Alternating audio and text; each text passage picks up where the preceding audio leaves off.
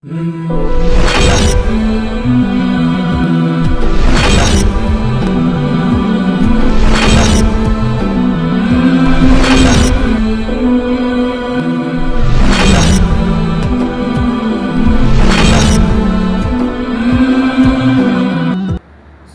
প্রশংসা শুরুতেই আমরা কৃতজ্ঞতা আদায় করি সেই মহান রব্বুল আলামিনের শাহী দরবারে, যে রব্বুল আলামিন আপনাকে আমাকে অত্যন্ত ভালোবেসে তিনার মেহমান বানিয়েছেন।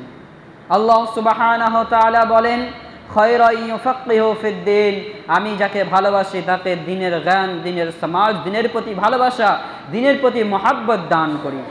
সম্মানীয় শ্রোতা মণ্ডলী, আজকে আপনারা অতি তাড়াতাড়ি মসজিদে যে উপস্থিত হয়েছেন, এটা হচ্ছে আল্লাহ সুবহানাহু ওয়া তাআলার ইসলামের প্রতি ভালোবাসার বহিঃপ্রকাশ। তাই আপনারা এত আগে আগে উপস্থিত হয়েছেন। আল্লাহ সুবহানাহু ওয়া তাআলা যদি না চাইতো আপনি তো আসতে পারতেন না, কেননা এটা আমাদের আকীদা যে আল্লাহ সুবহানাহু ওয়া তাআলা আমাদেরকে যেভাবে চলান আমরা সেভাবে চলি, কিন্তু আল্লাহ সুবহানাহু ওয়া তাআলা কিছু বিষয়গুলোকে মানুষের ইহতিয়াতের উপরে ছেড়ে দিয়েছেন। মান জাদ্দা ওয়াজাদা, যে ব্যক্তি যা চাইবে আল্লাহ সুবহানাহু ওয়া তাআলা তাকে তাই দান করবেন, যদি তার মধ্যে ধৈর্য এবং অনুশীলন থাকে। যাই হোক, সম্মানীয় শ্রোতা মণ্ডলী, আমরা যে বিষয়টা আপনাদের কাছে প্রকাশ করতে চাইছি সেটা হচ্ছে আল্লাহ সুবহানাহু ওয়া তাআলার মেহমান এত তাড়াতাড়ি বানিয়ে নিয়েছেন। এটা আল্লাহ সুবহানাহু ওয়া তাআলা আমাদের প্রতি বিশেষ অনুগ্রহ। যাক, আল্লাহ সুবহানাহু ওয়া তাআলার প্রতি আমরা হৃদয় নিংড়ানো সকল আবেগ, অনুভূতি, ভালোবাসা উজাড় করে উচ্চস্বরে আমরা কালিমাতুশ শুকর আদায় করি আলহামদুলিল্লাহ। পরের পর্যায়ে সৃষ্টির শ্রেষ্ঠ মানবতার মুক্তির দূত, দোজাহান মুক্তির দিশারি, খাতামান নবিয়্যিন, রাহমাতাল লিল আলামিন, উসওয়াতুন হাসানা, খুলুকুল আযীম, লাউ কানা খুলুকুল কুরআন, সেই পয়গম্বরের প্রতি, সেই রসুলের প্রতি আমরা আজকে ওলানপাড়া মুন্সিপাড়া দারুল মুকদ্দাস জামে মসজিদ থেকে অলক্ষ কোটি দরুদ ও সালাম প্রেরণ করি সাল্লাল্লাহু আলাইহি ওয়াসাল্লাম, আল্লাহুম্মা আমিন। সম্মানিত শ্রোতা মণ্ডলী, আপনারা সকলেই অবগত আছেন যে আল্লাহর প্রিয় হাবিব রাসূলুল্লাহ সাল্লাল্লাহু আলাইহি ওয়াসাল্লাম তিনি the last messenger of Muslim উম্মাহ। তিনি হচ্ছেন বিশ্ব মানবতার মুক্তির দূত। তিনি ছিলেন শান্তি সম্প্রতি প্রতিষ্ঠিত একটি প্রতীক। সে হুজুর সাল্লাল্লাহু আলাইহি ওয়াসাল্লামের তামাম আহলে বায়েত এবং সাহাবায়ে কেরামদের জন্য আমরা শান্তি কামনা করি, পড়ি আমিন। আজকের জুমা থেকে আমরা ধারাবাহিকভাবে কিয়ামত, সাইন অফ কিয়ামা, কিয়ামতের আলামতগুলো নিয়ে আলোচনা করব। কি নিয়ে আলোচনা করব? সাইন অফ কিয়ামা, কিয়ামতের আলামতগুলো নিয়ে আলোচনা করব কোরআন ও হাদিস শরিয়া দৃষ্টিকোণ থেকে। আল্লাহর প্রিয় হাবিব রাসূলুল্লাহ সাল্লাল্লাহু আলাইহি ওয়াসাল্লাম तमाम সাহাবায়ে কেরাম রাদিয়াল্লাহু তাআলা আনহুম আজমাইনদেরকে কিয়ামত আলামত সম্পর্কে শোনাতেন এবং মুখস্থ করাতেন, এবং तमाम সাহাবায়ে কেরাম রাদিয়াল্লাহু তাআলা আনহুম আজমাইন কিয়ামতের আলামতগুলোর প্রতি বিশেষ নজরদারি পালন করতেন। আল্লাহর প্রিয় হাবিব রাসূলুল্লাহ সাল্লাল্লাহু আলাইহি ওয়াসাল্লাম বলতেন যে যখন তোমরা কিয়ামতের আলামতগুলো যখন নিজ চোখে প্রত্যক্ষ করবে তখন তোমাদের ঈমান আরো বৃদ্ধি পাবে, আল্লাহ সুবহানাহু ওয়া তাআলার প্রতি আরো অকট্ট বিশ্বাস ধারণ করতে পারবে। তাই কিয়ামতের আলামত সম্পর্কে আল্লাহ সুবহানাহু ওয়া তাআলা পবিত্র কোরআনুল কারীমের প্রত্যেকটি পাড়ায় পাড়ায়, প্রত্যেকটি পৃষ্ঠায় পৃষ্ঠায় এক এক করে কিয়ামতের আলামতের উপমা দিয়ে চলে গেছেন। পড়েন না সুবহানাল্লাহ। কিয়ামতের আলামতের আলোচনা এতটা গুরুত্বপূর্ণ যে পবিত্র কোরআনুল কারীমে আল্লাহ সুবহানাহু ওয়া তাআলা বিভিন্ন প্রেক্ষাপটে, বিভিন্ন শায়নাজুলে, বিভিন্ন ব্যাকগ্রাউন্ডে কিয়ামতের আলামত নিয়ে আলোচনা করছেন। নাজিয়া স্পেশাল ভাবে পবিত্র কোরআনুল কারীমে আল্লাহ সুবহানাহু ওয়া তাআলা কিয়ামা নামে একটি সূরা ডেডিকেট করে দিয়েছেন। পড়েন না সুবহানাল্লাহ। তাহলে আমাদের কিয়ামতের আলামতগুলো জানার দরকার আছে না নাই? অবশ্যই আমাদের জানার দরকার আছে। আল্লাহর প্রিয় হাবিব রাসূলুল্লাহ সাল্লাল্লাহু আলাইহি ওয়াসাল্লাম তিনি কিয়ামতের আলামত নিয়ে বিশেষভাবে তিনি খতিবের দায়িত্ব পালন করতেন। আল্লাহর প্রিয় হাবিব রাসূলুল্লাহ সাল্লাল্লাহু আলাইহি ওয়াসাল্লাম যে বিষয়ের উপরে বেশি গুরুত্ব আরোপ করেছেন, সে বিষয়ে আমাদের খতিবদেরও আলোচনা করার দরকার আছে না নাই? অবশ্যই আছে। কিয়ামতের আলামত আল্লাহর প্রিয় হাবিব রাসূলুল্লাহ সাল্লাল্লাহু আলাইহি ওয়াসাল্লাম তিনি আলোচনা করতে গিয়ে বলেন যে আখিরি জামানা, শেষ যখন প্রেক্ষাপট, যে সময়টিকে তোমরা এক্সপেন্ড করবে, যে সময়টি তোমরা পার করবে, সেটি হচ্ছে অত্যন্ত ভয়ঙ্কর বিভৎসিত চিত্র সময় তোমরা পালন করবে। যে পাস এফেক্টিভ করবে যে টাইমিংটাকে, ওই টাইমিংটার কিছু আলামত আল্লাহ সুবহানাহু ওয়া তাআলার প্রিয় হাবিব রাসূল সাল্লাল্লাহু আলাইহি ওয়াসাল্লাম আমাদের কাছে আলামতগুলো নিদর্শন করে দিচ্ছেন। তার কারণ হচ্ছে আল্লাহ সুবহানাহু ওয়া তাআলা পবিত্র কোরআনুল কারীমে বলছেন, ইন্নাল্লাহা ইনদাহু ইলমুস সাআহ। কিয়ামত যে সংঘটিত হবে, কিয়ামত কোন মুহূর্তে সংঘটিত হবে, কখন সংঘটিত হবে, এর ব্যাপারে যে ইলম, যে জ্ঞান আল্লাহ সুবহানাহু ওয়া তাআলা ছাড়া অন্য কোনো পৃথিবীর মখলুক, এমনকি প্রিয় নবী শ্রেষ্ঠ পয়গম্বর হযরত মুহাম্মদুর রাসূলুল্লাহ সাল্লাল্লাহু আলাইহি ওয়াসাল্লাম কেউ দেননি। তাই আল্লাহর প্রিয় হাবিব রাসূল সাল্লাল্লাহু আলাইহি ওয়াসাল্লাম এক্সাক্ট টাইম যেমন বলতে পারেননি, ঠিক আল্লাহ সুবহানাহু ওয়া তাআলার প্রিয় হাবিব কিছু আলামত, কিছু নিদর্শন আমাদের মধ্যে রেখে দিয়ে গেছেন। আল্লাহর প্রিয় হাবিব রাসূলুল্লাহ সাল্লাল্লাহু আলাইহি ওয়াসাল্লাম তিনি বলতেন, যখন শেষ জামানাকে তোমরা, কিয়ামত যখন তোমাদের কাছে সন্নিহিত হবে, তখন তোমাদের সমাজে ফিতনা অতি মাত্রায় বেড়ে যাবে। এমনভাবে ফিতনা বেড়ে যাবে যে রান্নাঘর থেকে বেডরুম পর্যন্ত তোমাকে ধীর স্থির থাকতে দিবে না। তখন আল্লাহর প্রিয় হাবিব রাসূলুল্লাহ সাল্লাল্লাহু আলাইহি ওয়াসাল্লাম বললেন, ওই সময় যখন তোমাদের কাছে সন্নিহিত হবে, দরজাকে খিল কপট মেরে দিয়ে ঘরে বসে থাকবে, কিন্তু দেখবে দরজা এমন, তখন দেখবে ঘরের ভিতরেও তোমার কাছে ফিতনা এসে পৌঁছে গেছে। আছে না নাই? নাই? মোবাইল নেই। সুতরাং আল্লাহর প্রিয় হাবিব রাসূলুল্লাহ সাল্লাল্লাহু আলাইহি ওয়াসাল্লাম কত জ্বলন্তময় প্রমাণ দিয়ে গেছেন যে এমন একটা জামানা আসবে, এমন একটা সময় আসবে, এমন একটা সমাজ তোমাদের মধ্যে বিলং করবে যে সেই সমাজের মধ্যে এমনভাবে ফিতনা ছেয়ে পড়বে, রান্নাঘর থেকে মহাকাশে স্যাটেলাইট পাঠানো পর্যন্ত, শোয়ার ঘর থেকে নিয়ে বাথরুম পর্যন্ত সব জায়গায় ফিতনায় ভরে যাবে। এমনকি তুমি রাত্রিবেলায় শীতের, কনকনা শীতের সমস্ত দরজা বন্ধ করে দিয়ে কম্বলের নিচেও যে শুয়ে থাকবে, সেখানেও তোমার কাছে ফিতনা পৌঁছে যাবে। আল্লাহর প্রিয় হাবিব রাসূলুল্লাহ সাল্লাল্লাহু আলাইহি ওয়াসাল্লামের আরেকটি ভয়ঙ্কর হাদিস শুনুন। তিনি বললেন, সেই সময়টি যখন তোমাদের কাছে পৌঁছে যাবে, সেই সমাজের মানুষদের জন্য আল্লাহর প্রিয় হাবিব বলেন, ইসবিহু মুমিনুন ওয়া ইউমসি কাফিরুন ওয়া ইউমসি মুমিনুন ওয়া ইসবিহু কাফিরুন। যাকে তোমরা সকালবেলায় মুমিন দেখবে, সন্ধ্যাবেলায় ওই ব্যক্তি কাফেরে পরিণত হবে। যাকে সন্ধ্যাবেলায় তোমরা কাফের দেখবে, সকালবেলায় ওই ব্যক্তি তওবা করে মুমিন হয়ে যাবে। তার মানে কত তাড়াতাড়ি দল পরিবর্তন করবে। সকালবেলায় বিজেপি দেখবেন তো সন্ধ্যাবেলায় তাকে তৃণমূল, সন্ধ্যাবেলায় যাকে তৃণমূল দেখবেন তো সকালবেলায়। এটা রাজনৈতিক বক্তব্য না, আমি জাস্ট এক্সাম্পল, ফর এক্সাম্পল, যে দুটি দল কিভাবে পরিবর্তন করবে। মুমিনদের দল আলাদা, কাফেরের দল আলাদা তো নাকি? তাহলে দুইটি দল তারা কিভাবে পরিবর্তন করবে কিছু মুহূর্তের মধ্যে, সেই সময়টা নিয়ে হুজুর সাল্লাল্লাহু আলাইহি ওয়াসাল্লাম বলছেন।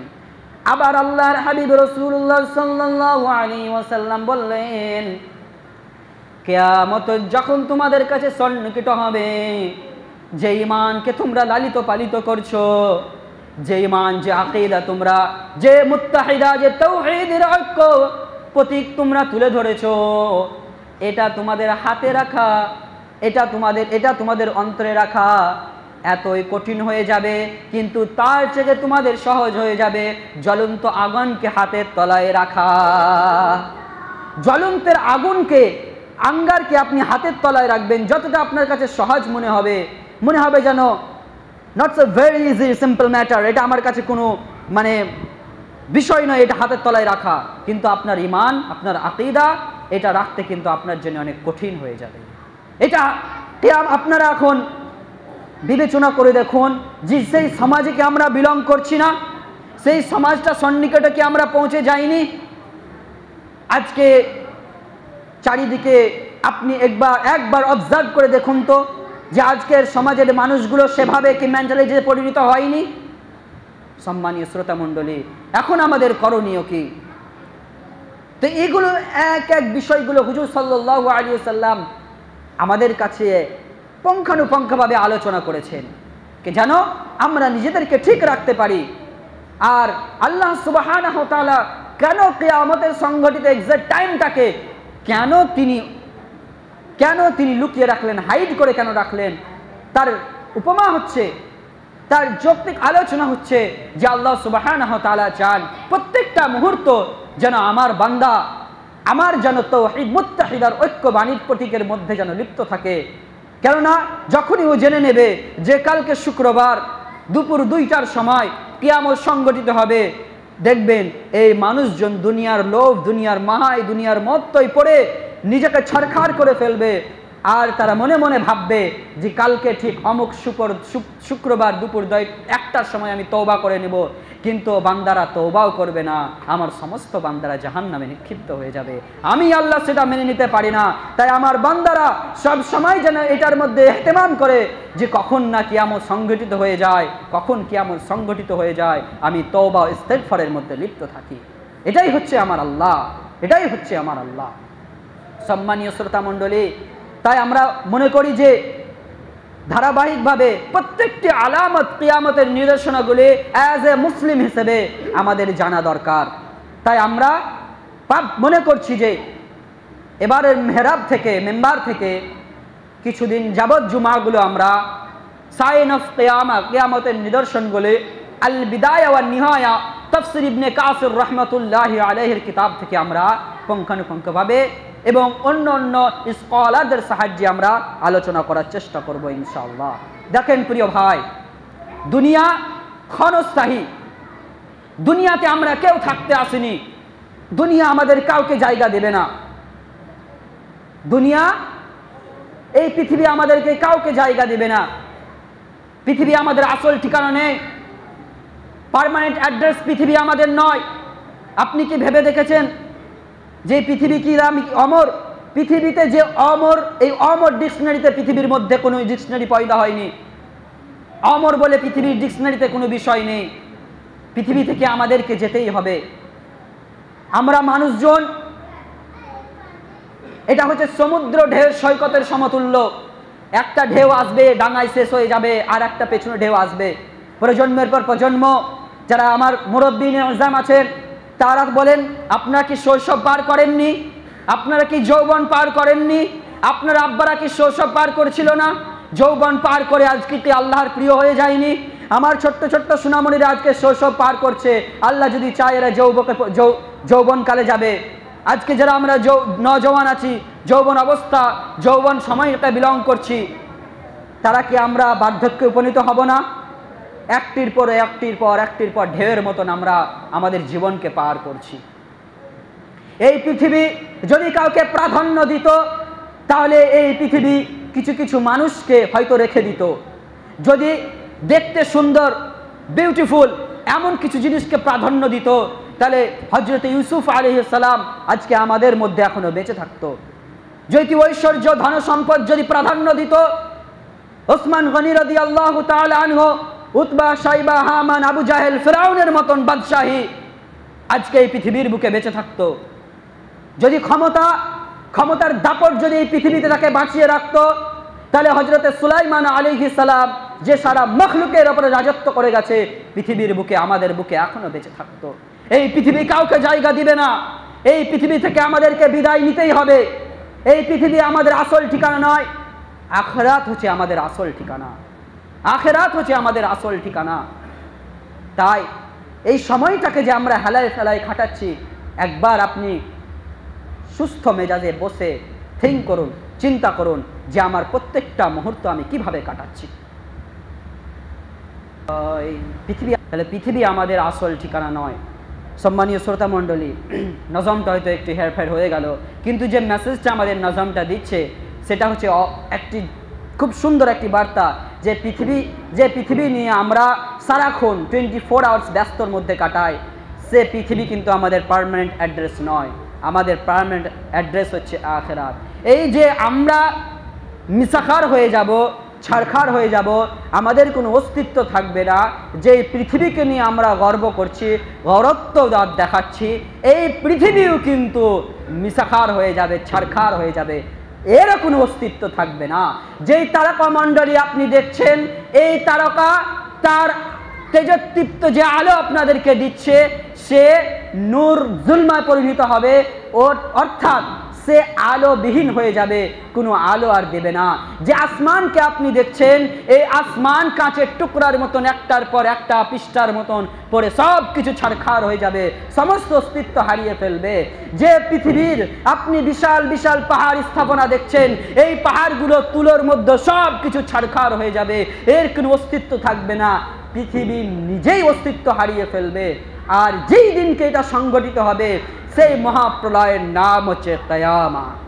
সেটার নাম কি? কিয়ামা। এই শব্দটা হয়তো খুব সংক্ষিপ্ত একটি বাক্য, কিন্তু এর মধ্যে লুকিয়ে আছে বিশাল ভয়ঙ্কর একটি চিত্র। পবিত্র কোরআনুল কারীমের আমরা দেখলাম সূরা নাজিয়াত থেকে, সূরা আরাফ থেকে, এমনকি বিশেষভাবে কিয়ামার জন্য পবিত্র কোরআনুল কারীমে একটি সূরা সূরাতুল কিয়ামা নাজিল করা হয়েছে। এছাড়াও বিভিন্ন আয়াতে, বিভিন্ন পারাতে আল্লাহ সুবহানাহু ওয়া তাআলা কিয়ামত সম্পর্কে আলোচনা করেছেন। তো আমরা বিভিন্নভাবে বিভিন্ন কোরআন ও হাদিসের যৌক্তিক আকারে, শরিয়া আকারে, অথেন্টিক প্রুফ সহকারে আমরা বিভিন্ন যে জুমাগুলো পাবো, এর পরে সেই জুমাগুলোতে আমরা কিয়ামতের আলামত নিয়ে আলোচনা করব ইনশাআল্লাহ। আল্লাহর প্রিয় হাবিব রাসূলুল্লাহ সাল্লাল্লাহু আলাইহি ওয়াসাল্লাম যে কিয়ামতের ব্যাপারে যে ডিসকাস করেছেন, যে আলোচনা করেছেন, সাল্লাল্লাহু আলাইহি ওয়াসাল্লাম খুব গুরুত্ব দিতেন। কেন জুমার বয়ানে মুসল্লিদের মন মেজাজ একটা অন্যরকম থাকে, সেখান থেকে উনি কিছু নিতে পারেন মুসল্লিনে কেরামরা। তার জন্যে আপনার একটু অ্যাডভান্স আসে আগার চেষ্টা করবেন। কিছু আমরা আলোচনা করব, কোরআন ও হাদিসের বাইরে তো আলোচনা করব না, সেক্ষেত্রে আপনাদেরও কিছু ফায়দা হবে, এক্ষেত্রে আমারও কিছু ফায়দা হবে, যে আপনারা শুনলেন, আমল করলেন, সব পেলেন, আপনারাও ফায়দা হলেন, কিছু জানলেন, জেনে আমল করলেন। আমাদের সমাজে তো কিছু ভুল ফতোয়া আছে, যেমন যে ভুল ফতোয়া হচ্ছে যে কেউ যদি গুনাহ করে, যেমন গুনার যে এটা দেওয়া হয়, গুনার যে পরিমাণটা দেওয়া হয়, কিন্তু কেউ যদি জেনে গুনাহ করে তাকে নাকি বেশি পরিমাণ গুনাহ দেওয়া হয়। এটা ভুল। যে ব্যক্তি না জেনে গুনাহ করে তাকে বেশি গুনাহ দেওয়া হয়। কেন? এক, যে গুনাহ করলো তার জন্য গুনাহ, দ্বিতীয় সে কেন জাহিল থেকেছে, কেন সে জ্ঞান অর্জন করেনি, তার জন্য ডবল গুনাহ। কেউ যদি জেনে গুনাহ করে, সে শয়তানের প্ররোচনায় করে ফেলেছে, সে তওবা করলে মিউচুয়াল হয়ে গেল। কিন্তু কেউ যদি না জানে, জাহিল থেকে যায়, তার জন্য কিন্তু ডবল গুনাহ। ওই জন্য আসুন আমরা সকলে, হযরত আলী রাদিয়াল্লাহু তাআলা আনহু কাররামাল্লাহু ওয়াজহাহু, তিনি বলতেন যে আরে আমার শিক্ষা তো কবর পর্যন্ত। তার মানে কি? আমাদেরকে কবর পর্যন্ত শিখতে শিখতে যেতে হবে। এই জন্যে আমরা একটু অ্যাডভান্স আগে আসার চেষ্টা করব, এবং আল্লাহ সুবহানাহু ওয়া তাআলার যে বাণীগুলো হাদিসের, কোরআনের আমরা সকলেই মন দিয়ে শোনার চেষ্টা করব, আমল করারও চেষ্টা করব ইনশাআল্লাহ। আল্লাহ আমাদেরকে তৌফিক দান করুন। চলেন আমরা সকলেই সুন্নাত আদায় করে নিই, খুতবা হবে।